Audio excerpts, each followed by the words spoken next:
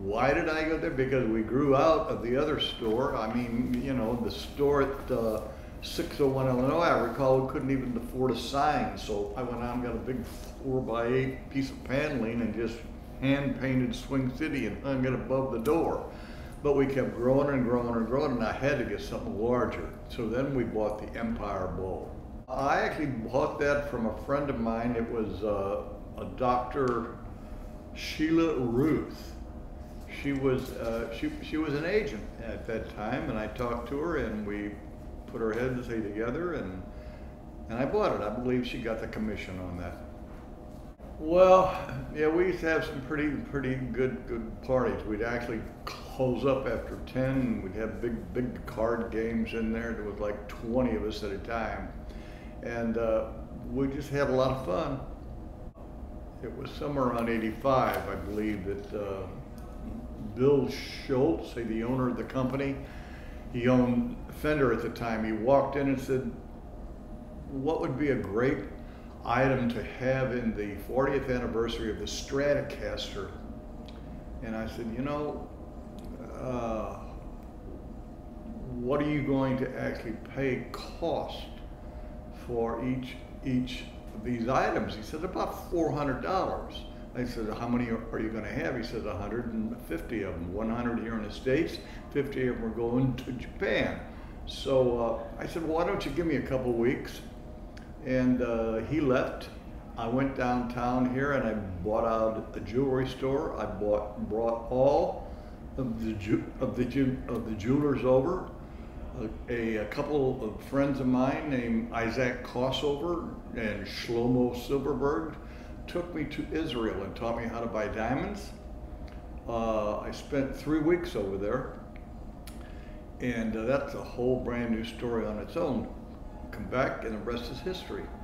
Well, we went to Cuba, and why I was there, because I took the complete PA with Phil. And he was about to win an Emmy. He got beat out by one other guy, but you know, one of the employees at the time, Chris Greer, went to Cuba with the band, and we actually entertained the armed forces over there for 10 days. I got to take my whole, you know, I got to take Ann and Artie and my wife. Well, we knew that we were going to have to get rid of the bowling alleys, and we started picking them up, and they were so heavy. We were having to cut them in half to turn them because they weigh hundreds of pounds each. And somebody made the comment, why don't we turn these into counters? Well, believe it or not, all my help, you know, pitched in, and Dave Rudolph did most of the carpenter work. We actually cut these with carbide because they were full of spikes. And we would dull a blade every half hour. You know, and that's the way it happened. I mean, it was just one of the guys that helped with it was Charlie Morris, Gary Hazelhurst, and Neil Connolly. Yeah, he was, you know, I really had never had a manager, so finally he decided he didn't name one. And Gary didn't really like that. He said he wanted to be, just wanted to put the cash in the top. But you know, you know, we turned him into one anyway. Joe started, Joe Dominguez, I don't remember when he started, but it was sometime in the 80s, and he was there for about 5 years. Darren was always doing other jobs, and then when he was off, he'd come in and help us, then he'd go do another job somewhere, then he'd come back in and help us. So he actually come and went several times. Yeah, she helped me in a jewelry store and also in the music store. At that time, she was getting her doctorate, and when she had some time, she would, you know, she'd come in and help me on each of the stores.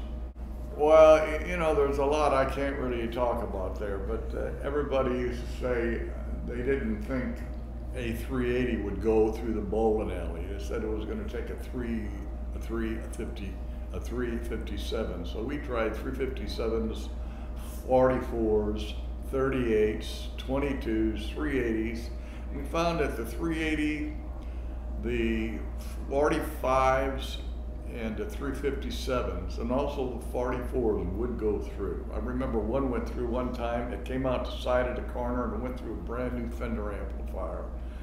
Hot damn, I'm telling you, that was something. Oh, I got to know these guys who were in the wholesale business, and they used to pull up in my car lot with trucks of furniture. And I just called some of my customers, and I would halfway sell his truck empty to just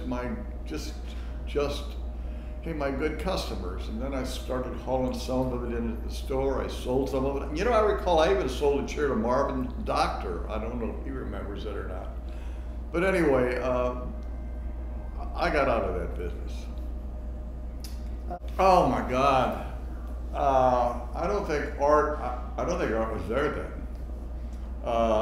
In fact, I'm positive they had a boneyard of all of the cases that had returned over the years, and they all went to a boneyard in Pennsylvania. And they said, Art, I would like to buy some cases we have in the boneyard. So we talked about how many they had. They had hundreds of them, truckloads. So I talked them into selling them all to me.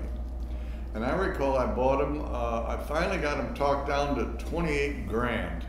And I said, I don't have 28 grand, but I can pay you $2 grand a month. And they pulled up to my store with 3 tractor trailers, and they filled it up all the way from where they used to keep the bowling balls halfway to the store, 8.5 feet up, took half of my store. Some of these were for Tommy guns. They were for the police who had these radar guns, but they gave me tons of foam that we could cut out and redo them. I recall I had 14 Les Paul hard shell cases that were worth about $500 a piece. We had every case or every keyboard that was ever made. It took us 6 years to sell them all. Oh, you know, we were talking about drawing something on, and you know, I got to talking to Mark, and he painted a 50-foot Stratocaster on the side of my building. And I mean, it was beautiful. And then he did one in the front of the store of a Strat. And I recall that people would stop from out of town who weren't even customers, and they would take all kinds of pictures and for fun of it. And I recall that's the hardest thing I had to go through is when they tore my store down to watch them wreck these guitars.